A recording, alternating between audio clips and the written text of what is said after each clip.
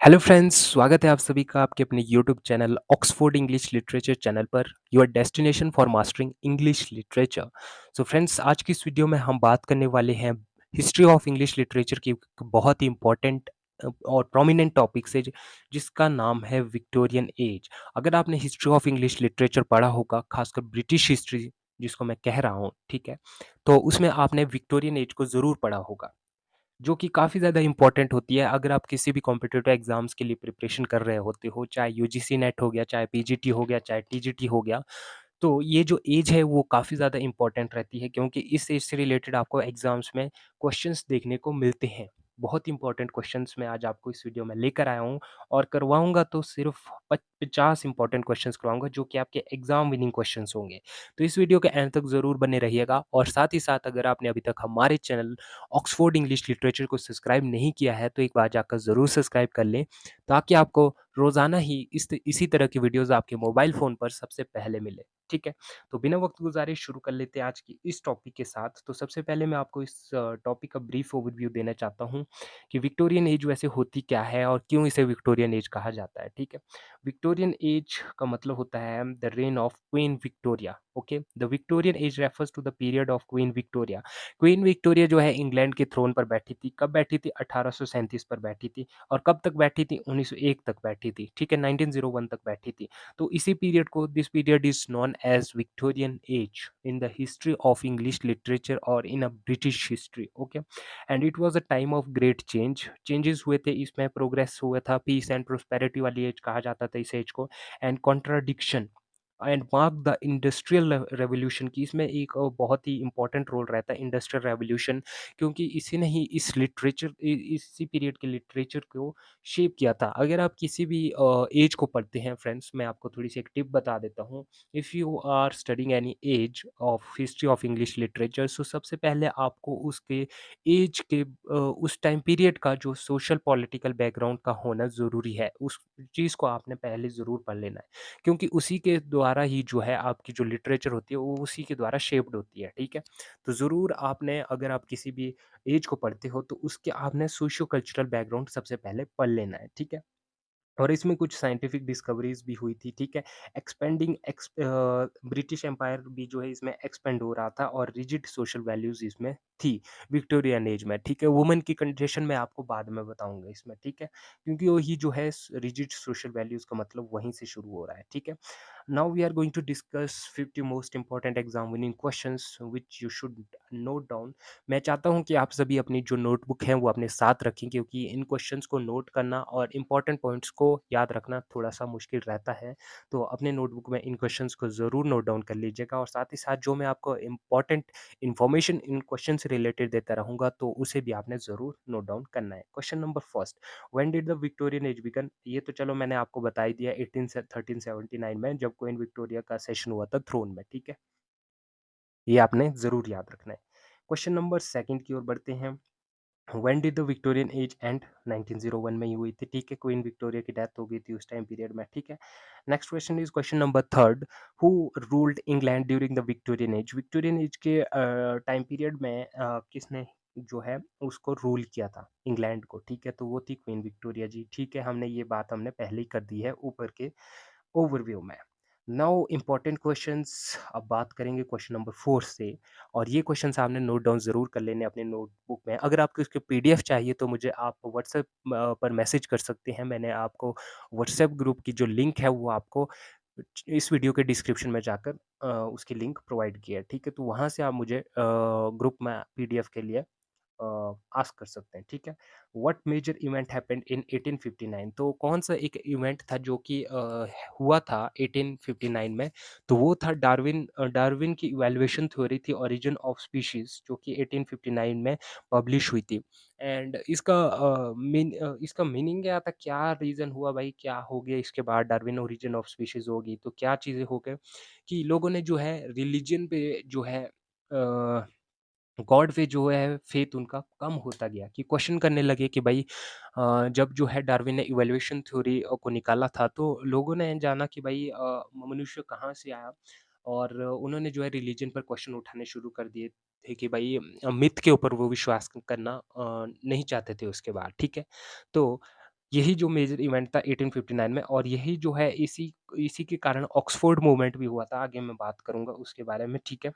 तो ये भी इम्पोर्टेंट है डार्विन थ्योरी में, ठीक है?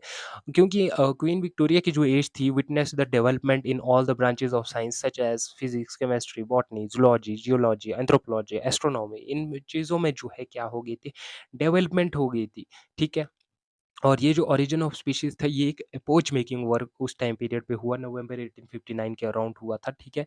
और इस बुक के पब्लिकेशन के साथ ही इसमें डिसइल्यूज़न्ड हो गए थे, जो पीपल थे वो डिसइल्यूज़न्ड हो गए कि भई वो उनका जो रिलीजियस पर फेथ था वो पूरी तरह से ख़त्म हो गया था, ठीक है? ये बहुत इंपॉर्टेंट है, इसको आपने नोट डाउन कर लेना है, ठीक है? Question number 5, what type of government developed strongly during this age? एक इस टाइम पीरियड पे डेमोक्रेसी पर भी बहुत इंपॉर्टेंट रोल पड़ा कि किंग्स और जो क्वीन्स की पावर्स थी उस टाइम पे क्या हो गई थी, कम हो चुकी थी। वो जो है एक सिंबॉलिकल फिगर्स के रूप में ही रह गए थे, ठीक है? उनका जो है रोल ही कुछ नहीं रहा था उस टाइम पीरियड पे, और डेमोक्रेसी जो है लोकतांत्रिक शासन जो है वहाँ पे इंग्लैंड पर बन चुका था, ठीक है? हाउस ऑफ कॉमन्स में पुअर पीपल को भी जगह दी गई कि भाई तुम भी अपना आदमी लाओ और तुम भी अपने आदमी को खड़ा कर सकते हो, ठीक है? वहाँ पर, ठीक है? तो मतलब कॉन्स्टिट्यूशनल मोनार्की वहाँ पे चल पड़ी थी, संवैधानिक रूप से वहाँ पे काम चलने लगा था, लेकिन उसके बावजूद भी even after that poor people were suffering from poverty and other things, ठीक है? ये भी आपने नोट डाउन करना है। नेक्स्ट है बहुत ही important question, question number 6, what revolution influenced Victorian society? की विक्टोरियन सोसाइटी को एक रेवोल्यूशन ने बहुत ही ज़्यादा तंग किया था, बहुत ही ज़्यादा उसने इम्पैक्ट किया था, इन्फ्लुएंस किया था, वो था इंडस्ट्रियल रेवोल्यूशन। इस टाइम पीरियड के वक़्त बहुत ही इंपॉर्टेंट जो कैरेक्टरिस्टिक्स फीचर है इस एज का वो था इन्फ्लुएंस ऑफ इंडस्ट्रियल रेवोल्यूशन। क्या हो गया था, मटीरियलिज्म आ गया था, लोग बहुत ही रिच होने लग गए थे, मशीनी युग चल गया था, ठीक है? लोग जो है रूरल लाइफ को छोड़कर अर्बन एरियाज़ में चला गए थे, ठीक है? वहाँ पे उन्हें जो है अनएम्प्लॉयमेंट का सामना करना पड़ा था, बेरोज़गारी की समस्या फैल गई थी वहाँ पे इंडस्ट्रियल रेवोल्यूशन के कारण। लोग जो है गरीबी में जी रहे थे, जो छोटे-छोटे बच्चे हैं, चिल्ड्रन और वुमेन की कंडीशन उसके बाद तो बहुत ही बदतर हो गई थी, जो कि उस टाइम पीरियड के बाद जो है इन चीज़ों को उस टाइम पीरियड में लिटरेचर के थ्रू उनको शो किया गया था, ठीक है? ये भी इम्पोर्टेंट है। Question number 7, what was the dominant class of this era? सबसे डोमिनेंट क्लास थी मिडल क्लास। मिडल क्लास के बाद ही यहाँ पे नोबल का राइज़ हुआ था। नोबल का इम्पोर्टेंट रोल है विक्टोरियन एज में, मैं आगे बताऊँगा आपको, ठीक है? मिडल क्लास जो है लिटरेट होती जा रही थी, ठीक है? उनमें एजुकेशन को लेकर बहुत ही ज़्यादा इंटरेस्ट आ गया था पढ़ने के ऊपर, कि मतलब अब लिटरेसी रेट वहाँ पे मिडल क्लास के बीच में बहुत ज़्यादा हो गया। इवन कि जो पुअर पीपल भी थे वो भी पढ़ने में अपनी रुचि इंटरेस्ट दिखाने लगे थे, ठीक है? तो डोमिनेट क्लास ही इस टाइम पीरियड की मिडल क्लास थी, इसी के कारण ही इसमें थोड़े से चेंजेस भी आए थे, ठीक है? Question number 8, which political acts reformed voting rights? Voting rights को सबसे पहले कहाँ पे किन एक्ट्स के थ्रू किया गया था? तो वो थे रिफॉर्म एक्ट्स, जो कि 1832 में भी आया, इम्पोर्टेंट था, सबसे इम्पोर्टेंट था 1832 वाला, 1867 वाला भी था, 1884 वाला था। ये जो रिफॉर्म एक्ट्स थे इन्होंने वोटिंग राइट्स को जो है रिफॉर्म किया था पॉलिटिकल रूप में विक्टोरियन एज में, ठीक है? ये भी इम्पोर्टेंट है। रिफॉर्म बिल और रिफॉर्म एक्ट, ये आपने थोड़ा-सा इसके बारे में देख लेना है। Question number 9, what is the term for rigid moral values of this era? तो वो था विक्टोरियन मोरालिटी, ठीक है? ये भी याद रखना है। Question number 10, what movement was concerned with workers right? वो था चैरियस मूवमेंट, बहुत इंपॉर्टेंट है चैरियस मूवमेंट, एग्ज़ाम्स में ये क्वेश्चन पूछा भी जा चुका है, ठीक है? Next question is who is called the voice of the Victorian as? Voice of the Victorian as कहा जाता है अल्फ्रेड लॉर्ड टेनिसन को। इन्हें वैसे तो ऑप्टिमिस्ट पोएट माना जाता है, लेकिन कुछ इनके वर्क्स हैं जो इन मेमोरियम, इनका एक बहुत ही फेमस वर्क है जिसमें जो है इन्होंने अपने जो एक फ्रेंड की डेथ पर वो वर्क लिखा है। एलिजी है एक तरह की, ठीक है? उन पे उनको पेसिमिस्टिक रूप में भी कहा गया है। वॉइस ऑफ विक्टोरियन एज का मतलब है कि इन्होंने ही जो है विक्टोरियन एज की जो कंडीशंस है अपने वर्क्स के थ्रू ही उजागर की थी उस टाइम पीरियड में, ओके? ये इंपॉर्टेंट है, अल्फ्रेड लॉर्ड टेनियसन। नेक्स्ट है who wrote the charge of the light brigade? ये भी लिखा था अल्फ्रेड लॉर्ड टेनियसन ने, ठीक है? अभी मैंने बात की थी who is the author of in memoriam, तो है अल्फ्रेड लॉर्ड टेनियसन। ये एक तरह की एलिजी है। इसमें ही इन्होंने पेसिमिज़्म को शो किया है कि Alfred Lord Tennyson as a pessimistic poet भी आता है आपको क्वेश्चन, तो ये भी याद रखना है। Next question is who wrote Dover beach? जो कि मैथ्यू आर्नोल्ड है। इनको भी पेसिमिस्टिक कहा जाता है, ठीक है? डोवर बीच इनकी एक बहुत ही इम्पोर्टेंट वर्क है, ये भी आपने नोट डाउन कर लेना है। What is the central theme of in Dover's beach? तो वो है क्राइसिस ऑफ फेथ। अब इस वर्क में उन्होंने बताया कि भई जो रिलीजियस से फेथ उठ गया था लोगों का, उन चीज़ों को इन्होंने उस वर्क में बताया हुआ है, ठीक है? After the evolution of origin of species by Darwin in 1859। Next है who developed the dramatic monologue? Dramatic monologue क्या होता है? ड्रामेटिक मोनोलॉग होता है जब जो है स्पीकर अपने आप से ही बात कर रहा होता है, ठीक है? स्टेज पर अकेले खड़े होके, ठीक है? जैसे रॉबर्ट ब्राउनिंग का, और इसमें जो लिसनर है वो क्या होता है, पैसिव होता है, वो साइलेंट में होता है। जैसे आपके पास एक वर्क है, इन्होंने लिखा हुआ है, उस वर्क का नाम है एविलियन होप, ठीक है? उस वर्क में क्या होता है कि स्पीकर जो होता है, not the poet himself, but कोई एक कैरेक्टर होता है, तो उसकी बिलोव्ड मर जाती है, तो उसके साथ वो बात करता है और अपनी जो साइकोलॉजिकल डेप्थ है उसको उसमें अ अ, एक्सपोज़ करता है, ठीक है? तो उसी के बाद ही मतलब जो ड्रामेटिक मोनोलॉग है, उस टेक्निक का यूज़ इस वर्क में उन्होंने अपने वर्क्स में किया हुआ है, ठीक है? अगला question, name a famous poem by Robert browning. Famous poem कौन-सी लिखी है उन्होंने? माय लास्ट टचेज़ बहुत ही फेमस पोएम है, ठीक है?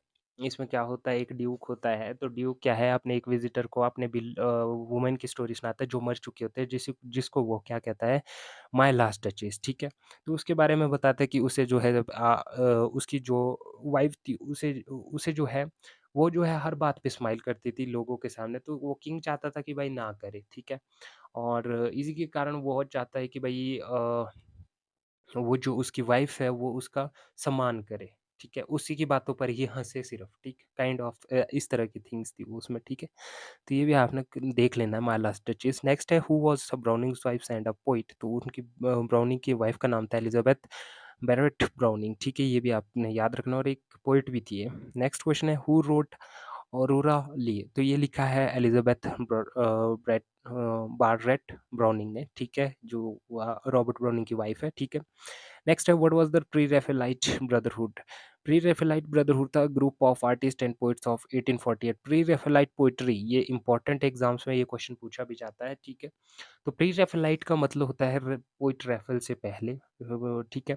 और ये तो एक तरह का आर्टिस्टिक और लिटरेरी मूवमेंट था 1848 में, तो जो एक ग्रुप ऑफ पोएट्स था, आर्टिस्ट आर्टिस्ट थे और पोएट्स भी कह सकते हैं, तो उन्होंने एक ग्रुप बनाया था 1848 में, सीक्रेट ग्रुप बनाया था लंदन में, ठीक है?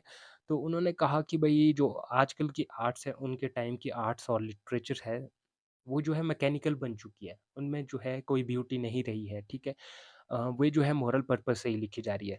तो ये क्या चाहते थे, they wanted to bring the beauty of that art. आपने पढ़ा ही होगा, आर्ट फॉर आर्ट's सेक, तो वही है इससे रिलेटेड, ठीक है? प्री-रैफेलाइट ब्रदरहुड से, ठीक है?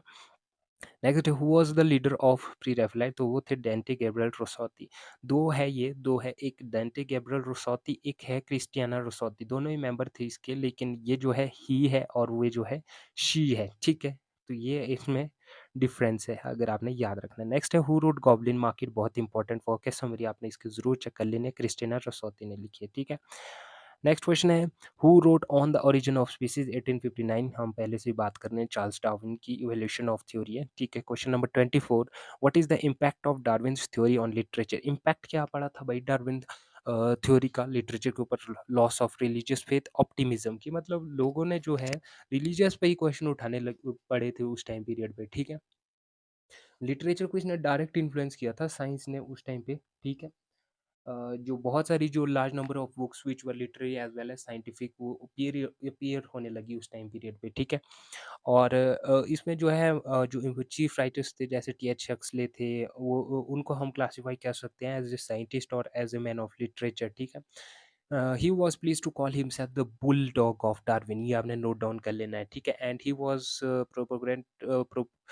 propagated the teachings of he was propagating the teachings of Darwin as enshrined in a पोच making work on the origin of species, ठीक है? तो यही थे कि मतलब लोगों ने जो है क्वेश्चन करने शुरू कर दिए थे रिलीजन के ऊपर। उनका मानना था कि भाई जब साइंस स्पीशीज की बात कर ओरिजिन ऑफ स्पीशीज में बात कर रहा है कि भाई इवैल्यूएशन कैसे हुआ मनुष्य का, तो हम गॉड पे क्यों विश्वास करें, ठीक है? तो ये थे कुछ इन्फ्लुएंसेस तो इम्पोर्टेंट थे, ठीक है? ये इंटेलेक्चुअल एक्टिविटीज़ इस टाइम पीरियड पे भी बहुत ही ज़्यादा इन्फ्लुएंस्ड हुई थी इस वर्क के कारण, ठीक है? नेक्स्ट है question number 25, who is the author of hard times, जो कि चार्ल्स डिकन ने है, जिसमें आपको एक कॉन्सेप्ट मिलता है यूटिलिटेरियनिज़्म वाला कॉन्सेप्ट, बहुत इंपॉर्टेंट है, तो आपने ये भी नोट डाउन कर लेना है। नेक्स्ट है what is the main theme of hard times, की इंडस्ट्रियल रेवोल्यूशन के ऊपर भी है वो बेस्ड और डिह्यूमनाइजेशन के ऊपर भी बेस्ड है। नेक्स्ट क्वेश्चन है हु रोट जेन आयरे, जेन आयरे बहुत ही फेमस वर्क है चार्लोट ब्रॉन्टे का, ठीक है? इसमें उन्होंने जो है अपनी जो वुमेन कंडीशंस है उनमें इसको पूरी तरह से बताया गया है कि मतलब कैसे वुमेन्स की कंडीशन थी, पॉलिटिकल सोशल कंडीशंस वुमेन की उस टाइम पीरियड पे, कि मतलब वो इम्पोर्टेंट वर्क है उस टाइम का, तो ये आपने थोड़ा-सा देख लेना है। Question number 28, what is the hero who is the heroine of Jane Eyre, तो वो थी जेन आयरे ही उसमें, ठीक है? नेक्स्ट है हू road Wuthering Heights, Wuthering Heights लिखी है एमिली ब्रॉन्टे ने, और कब लिखी है 1847 के अराउंड, और ये बहुत ही मेजर वर्क है, ये आपने याद रखना है। बहुत ही इंपॉर्टेंट वर्क है और बहुत ही इंटरेस्टिंग वर्क है, आप पर्सनली भी इसको पढ़ सकते हैं, ठीक है? हु इज़ हीथक्लिफ, हीथक्लिफ इसी का एक कैरेक्टर है और ट्रेजिक हीरो है। मैंने तो पढ़ी है, तो आपने भी इसकी थोड़ी-सी समरी ज़रूर देख लेनी है। नेक्स्ट है हू रोट टेस ऑफ डिसोब्रेवल्स, ये भी बहुत इंपॉर्टेंट है, थॉमस हार्डी के द्वारा लिखी गई है, इंपॉर्टेंट वर्क है। इसमें जो है ये सारी जो है वुमेन फेमिनिस्ट राइटर्स हैं, उस टाइम पीरियड में जो वुमेन राइटर्स डेवलप हुई थी, और नोवेल को डेवलप करने में भी इनका बहुत बड़ा रोल था। 3 ब्रोंटे सिस्टर्स थी, एमिली ब्रोंटे थी, एन ब्रोंटे थी, और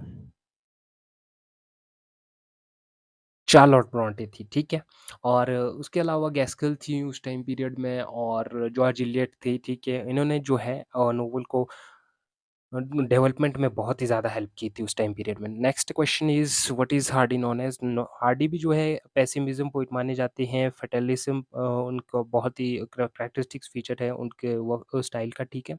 नेक्स्ट है who created the fictional region Wessex, Wessex लिखा था रीजन, तो थॉमस हार्डी ने ही लिखा था, ठीक है? ये भी आपने क्रिएट किया था, ठीक है? ये भी याद रखना है। Question number 34, what novel by George Eliot deals with religion and politics, politics और रिलीजन के साथ कौन सी नोवेल डील करती है, तो वो है मिडल मार्च, बहुत इंपॉर्टेंट वर्क है, एग्जाम्स में ये क्वेश्चन भी पूछा जाता है।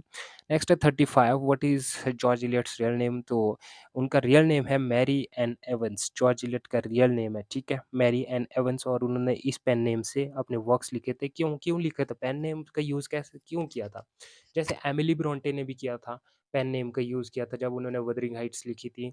इन्होंने भी पेन नेम का यूज़ किया। पेन नेम का यूज़ वुमेन राइटर्स ने इसलिए किया था क्योंकि विक्टोरियन एज में क्या है, जो वुमेन्स थी उनको जो है चार दीवारी तक ही सीमित रखा जाता था। उनका वहाँ जो है पैट्रियार्कल टाइप सोसाइटी थी, कि जो है मेल डोमिनेट सोसाइटी थी वो उस टाइम पीरियड पे, ठीक है? कि मेल्स को डोमिनेंस दी जाती थी और फीमेल को घर पर बच्चों की देखभाल करना और घर के कामकाजों में रखा जाता था, ठीक है? तो उन्हें ना एजुकेशन का कोई उन्हें राइट था, ना ही कोई वर्क्स लिखने का राइट था। तो उन्होंने नोवेल को देखा कि भाई नोवेल जो है उस टाइम पीरियड पे लिटरेट पीपल जो है नोवेल को पढ़ रहे थे, और उस टाइम की वुमेन्स भी जो है नोवेल पढ़ने में काफ़ी ज़्यादा शौकीन थी। तो जो ब्रोंटे सिस्टर्स और अदर जो वुमेन राइटर्स हैं उस टाइम पीरियड की, उन्होंने देखा कि भाई हम अपनी जो सोशल कंडीशंस है, अपनी जो प्रॉब्लम्स है, सफरिंग्स है, उसको जो है नॉवेल्स के थ्रू हम पूरी सोसाइटी में उनको लाइट में ला सकते हैं, ठीक है?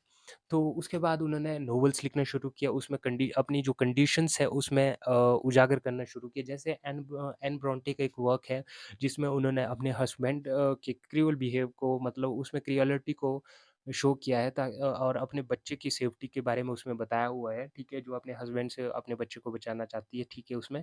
तो वैसे-वैसे वर्क्स जो है पब्लिश होने लगे थे, ठीक है? इसीलिए पेन नेम का यूज़ किया गया, क्योंकि जो है वो अपनी वुमेन आइडेंटिटी को छुपाना चाहती थी, ठीक है? क्योंकि लोग चाहते थे कि भई मेल के ही जो वर्क्स हैं पढ़े जाएँ, तो इन्होंने मेल नेम से ही जो है अपने वर्क्स को पब्लिश करवाया था, ठीक है? ये इम्पोर्टेंट वर्क है, ये इम्पोर्टेंट चीज़ है जो आपको पता होनी चाहिए। Question number 36, who wrote the मिलो ऑन द फ्लॉस, ये भी बहुत इंपॉर्टेंट है जॉर्ज इलियट की, इसकी समरी भी देख लेनी है आपने। Question number 37, who is the author of Vanity Fair, William Makepeace Thackeray, ये भी प्रोमिनेंट जो है ऑथर हैं इस टाइम पीरियड के भी, ये भी आपने याद रखना है। और सबटाइटल क्या है वैनिटी फेयर का, a novel without a hero, ये आपने याद रखना है, a novel without a hero, ये भी पढ़नी आपने ज़रूर है ये, ठीक है? Next question is what is Oscar Wilde famous for, Importance of Being Earnest, ये इम्पोर्टेंट वर्क है इस एज का, ये भी आपने नोट डाउन कर लेना है। Next question is question number 40, what movement is Oscar Wilde linked with? तो एस्थेटिसिज्म, एस्थेटिसिज्म मतलब art for art sake, not for moral purpose, ठीक है, ये आपने याद रखना है। Next is question number 41, who wrote Culture and anarchy? तो लिखिए मैथ्यू आर्नोल्ड, जो कि एक पेसिमिस्टिक पोइट है, ठीक है। Next question is question number 42, what is the theme of culture and anarchy? तो balance between culture and materialism इसकी जो है थीम है, ठीक है। उतना इंपॉर्टेंट तो नहीं है, थोड़ा सा आपने इसके बारे में देख लेना है। क्वेश्चन की बात करते हैं, question number 43, who wrote the idea of A university? तो ये लिखी है जॉन हेनरी न्यूमैन, जो कि लीडर थे ऑक्सफोर्ड मूवमेंट के। ऑक्सफोर्ड मूवमेंट भी बहुत ही इम्पोर्टेंट है कि भाई जब रिलीजियस पे लोग जब रिलीजियस पे डिक्लाइन हुआ फेथ लोगों का, तो उसके बाद ऑक्सफोर्ड मूवमेंट ने ही लोगों को विश्वास दिलाया कि गॉड होता है, रिलीजन होता है, इंपॉर्टेंस ऑफ सैक्रामेंट्स की बात की गई थी उस टाइम पीरियड पे। तो न्यूमैन उसके लीडर थे, ठीक है। What movement is Newman associated with? तो वो था ऑक्सफोर्ड मूवमेंट, अभी अभी मैंने बात की, बहुत ही इंपॉर्टेंट मूवमेंट। नेक्स्ट क्वेश्चन की ओर बात करते हैं, who created the character pip? Pip characters जो है चार्ल्स डिकन्स का एक वर्क है, ग्रेट एक्सपेक्टेशन, उसमें है, बहुत इंपॉर्टेंट करेक्टर है और बहुत ही इंपॉर्टेंट ये वर्क है, तो ये मैं इसको स्टार मार्क करता हूँ, तो ये तो आपने ज़रूर पढ़ ही लेना है, ठीक है। नेक्स्ट है, what is the setting of great expectation? तो विक्टोरियन इंग्लैंड है, ये तो ऑब्वियस सी बात है। नेक्स्ट क्वेश्चन है question number 47, what kind of novel is north and south? तो नॉर्थ एंड साउथ एक इंडस्ट्रियल नोवेल है, ठीक है, ये भी आपने ही याद रखना है। और ये जो वर्क है किसने लिखा है नॉर्थ एंड साउथ? तो लिखा है एलिजाबेथ गैस्किल, वुमन राइटर है, ठीक है, ये भी याद रखना है। Question number 49, what is the Victorian novel famous for? तो विक्टोरियन नोवेल क्यों फेमस थी? रियलिज्म के लिए, सोशल क्रिटिसिज्म के लिए, जो सोसाइटल नॉर्म्स थे और उसको जो है डायरेक्ट रियलिस्टिक रूप से उन्होंने नोवेल्स में क्या किया था, शो करवाया था, तो इसीलिए ही रियलिज्म और सोशल क्रिटिसिज्म जो है विक्टोरियन नोवेल में फेमस है, ठीक है। Last question is question number 50, what literary feature dominated the Victorian age? तो बहुत इंपॉर्टेंट क्वेश्चन है, तो वो है rise of the novel. Rise of novel किस प्रकार से हुआ था उस टाइम पीरियड में? तो वो हुआ था मिडिल क्लास के राइज से। मिडिल क्लास लिटरेट बन रही थी, पढ़ाई लिखाई में ज़्यादा जोर दे रही थी, नॉवेल्स को ज़्यादा पढ़ा जा रहा था उस टाइम पीरियड में, ठीक है। कुछ बहुत इसके कारण थे जिसके कारण ही नॉवेल्स का राइज हुआ था, रियलिज्म को शो कर रही थी, पीपल ने सोसाइटी में जो है नॉर्म्स थे उनको जानने में बहुत इच्छुक हो गए थे कि उनकी जो प्रॉब्लम्स थी पुअर पीपल की, वो उन नॉवेल्स में पूरी तरह से रिफ्लेक्ट हो रही थी, ठीक है। तो ये थे आज के विक्टोरियन एज से related 50 most important exam winning questions. तो आज की इस वीडियो में हमने बात की है 50 most important questions related to your Victorian age. तो नेक्स्ट वीडियो के लिए आपको चैनल को ज़रूर सब्सक्राइब करना होगा, और अगर आपको वीडियो थोड़ी सी भी इंफॉर्मेटिव लगती है और वीडियो से थोड़ी सी भी नॉलेज आपको मिलती है, तो वीडियो को भी एक लाइक करके अपने 2 फ्रेंड्स के साथ ज़रूर शेयर कीजिएगा, ताकि उन्हें भी थोड़ी सी हेल्प इस वीडियो से मिल सके। तो आज की वीडियो में बस इतना ही, मिलता हूँ अपनी नेक्स्ट वीडियो में, तब तक के लिए thanks for watching the video and best of luck for your upcoming competitive exams.